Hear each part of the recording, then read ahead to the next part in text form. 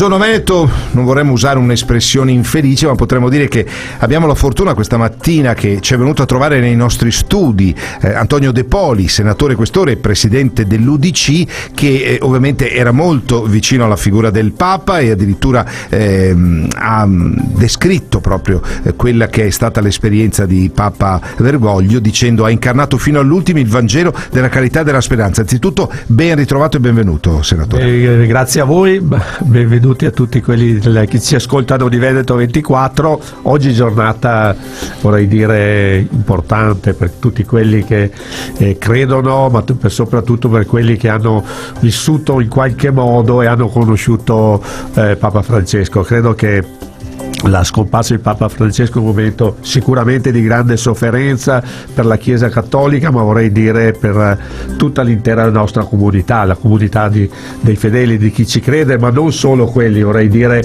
che in tutto il mondo c'è un momento di grande cordoglio, di vicinanza.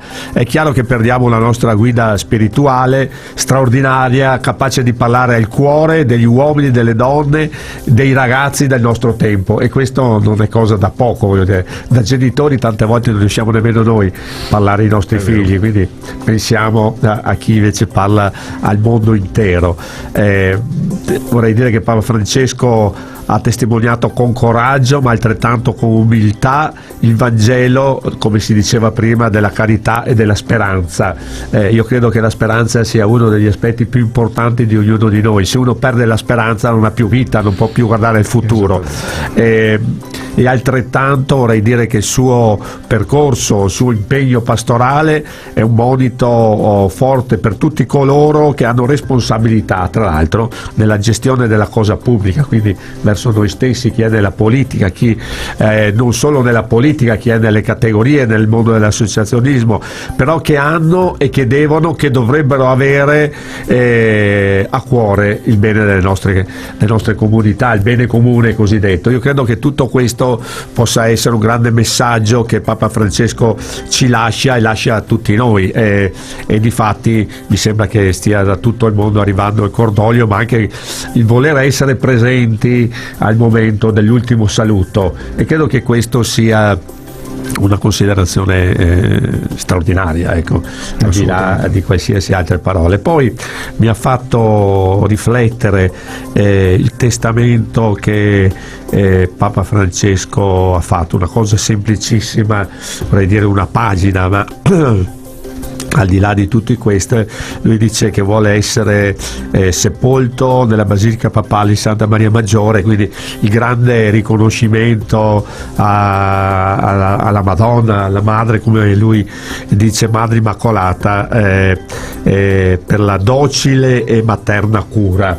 Cioè, quindi voglio dire, ricorda proprio il pensiero che potrebbe essere ognuno di noi della nostra mamma, e credo che questo sia un aspetto fondamentale. Ma però la cosa che mi ha ulteriormente colpito è lui ha sempre dato attenzione ai più poveri, alla gente in difficoltà, a chi non aveva voce, cioè diciamo che ha incarnato l'idea della Chiesa povera tra i poveri. Ecco,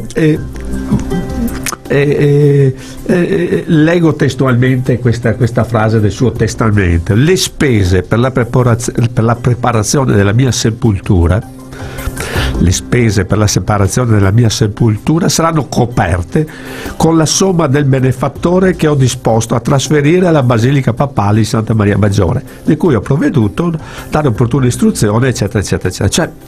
Cioè il Papa che si preoccupa non solo di dove venire sepolto, ok, ma della spese per la sua sepoltura. Io credo che sia una cosa di altri tempi, passatemi il termine, o talmente straordinaria che ho voluto così rileggere queste 3 righe di questa pagina che lui ha lasciato, e questo significa quello che lui per cui ha vissuto, vorrei dire, no? Lui il suo pontificato risale dal marzo 2013, precisamente dal marzo 2013, quindi siamo al 2025, quindi 12 anni, e quindi è stato un pontificato particolare, il primo papa latinoamericano, primo gesuita tra l'altro, se dobbiamo pensare al suo percorso di papale.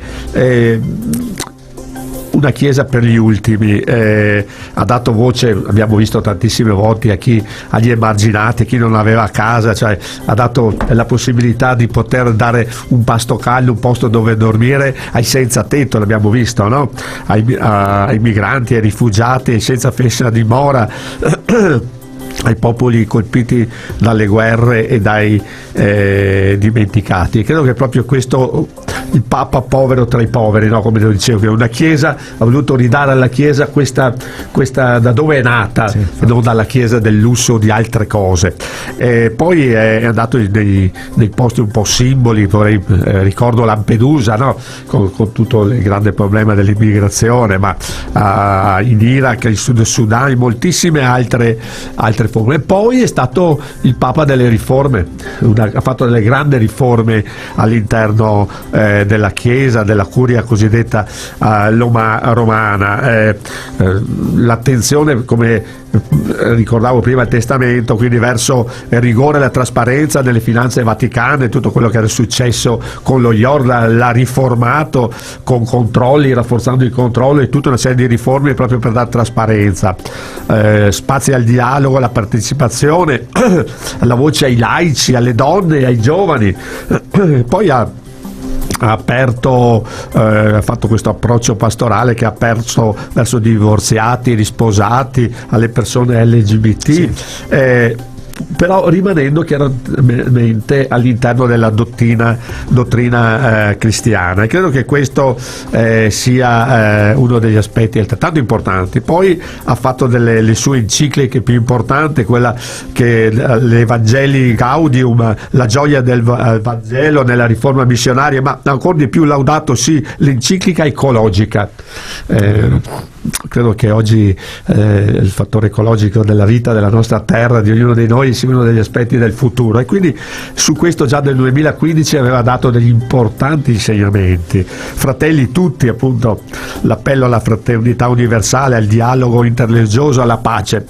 Cioè, io credo che abbia dato veramente dei segnali importanti in un percorso che non finisce oggi, ma guarda bensì a un futuro di cui siamo tutti partecipi, e dovremmo essere tutti partecipi per far sì che questo futuro sia il migliore possibile per noi e per i nostri figli. E poi tutta la parte del dialogo tra le religioni, ricordo anche l'incontro, con lo storico incontro col grande imam che ha fatto, quindi col mondo islamico. Oggi altro aspetto anche di contrapposizione, vorrei dire, totale rispetto ai principi che noi abbiamo, i valori e gli altri, però lui ha voluto mettere insieme per trovare anche qui un aspetto di condivisione, quindi anche qui il confronto dell'essere completamente schierato contro le guerre, il commercio delle armi, l'ingiustizia, cioè il suo impegno per la pace in senso mondiale del termine. Ecco, io credo che abbia dato una grande eredità, che ha dato una svolta spirituale, pastorale e culturale nella storia della nostra Chiesa, ma vorrei dire in ognuno di noi, restituendo centralità a quello che rappresenta il Vangelo della misericordia, come lui ha detto, dell'attenzione verso l'altro, verso le persone che hanno un bisogno, e credo che questo ci lascia una grande ferita all'interno di ognuno di noi, la sua scomparsa. Lei, onorevole De Poli, ha mai avuto occasione di incontrarlo proprio dal vivo, di persona? Ma io l'ho incontrato più volte, diciamo un paio di volte direttamente. Il 19 gennaio del 2017 ad esempio siamo andati proprio in visita lì con la rappresentanza del Senato, c'era allora il presidente Grasso, io ero ancora anche allora questore del Senato, e abbiamo fatto una visita di tutto il Senato proprio in base a una mostra che avevamo fatto in collaborazione col Vaticano, e quindi lui è venuto lì da noi, dopo noi siamo andati lì appunto all'interno del Vaticano, insomma, ecco. E lì è stato un momento anche diretto di confronto, che tante volte da lontano e ti lascia, quando ti guarda e ti stringe la mano, almeno a me ha lasciato un ricordo unico, vorrei dire, cioè ti dà quella sensazione di calore, di gioia, ecco, è qualcosa di indescrivibile, vorrei dire, ed è stato un momento veramente importante. Dopo l'ho visto in altre occasioni, tra cui è il momento in cui anche poi è mancato il Presidente della Repubblica emerito Giorgio Napolitano, poi insomma l'apertura delle porte, eccetera eccetera, cioè in altre occasioni, però direttamente, ecco, in 2 o 3 occasioni però ecco, nel momento che li incontri, come credo che sia normale quando incontri una persona, anche nella normalità delle cose, sia completamente diverso rispetto a quando la vedi o la senti in TV o eccetera, e quindi io credo che il rapporto fra le persone sia l'aspetto fondamentale. Vorrei riprendere anche nella politica, nella vita, eccetera. Si può discutere qualsiasi cosa a telefono, in TV, attraverso i media, ma se vuoi trovare una condivisione, un calore, un rapporto, lo devi essere di persona, e ancora di più con Papa Francesco, perché quando lo si conosce si ha ti vieni travolto da quello che lui, anche senza parole, ti dice, nonostante tutto, cioè è un qualcosa di incredibile. E il giubileo va avanti nonostante tutto, perché sappiamo che è un anno importante.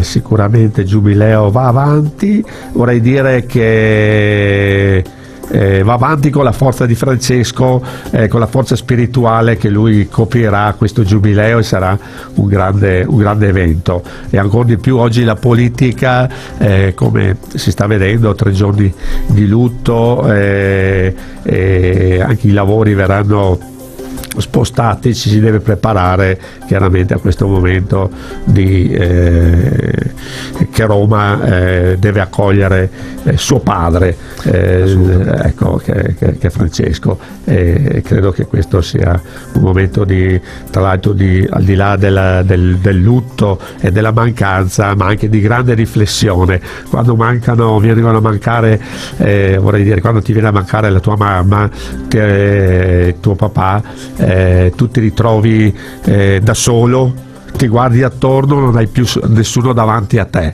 e tu dici: adesso ci sono io per gli altri, non ho qualcuno che pensi a me, e credo che oggi questa mancanza faccia riflettere anche su questo tema. Chi c'è davanti a te? Non c'è più nessuno, fino a che, speriamo nel più breve tempo possibile, arrivi il nuovo Papa.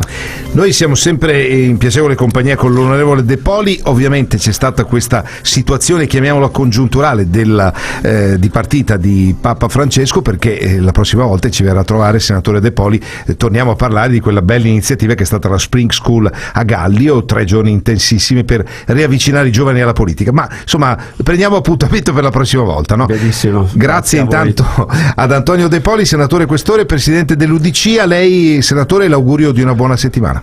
Grazie a voi e a Veneto 24.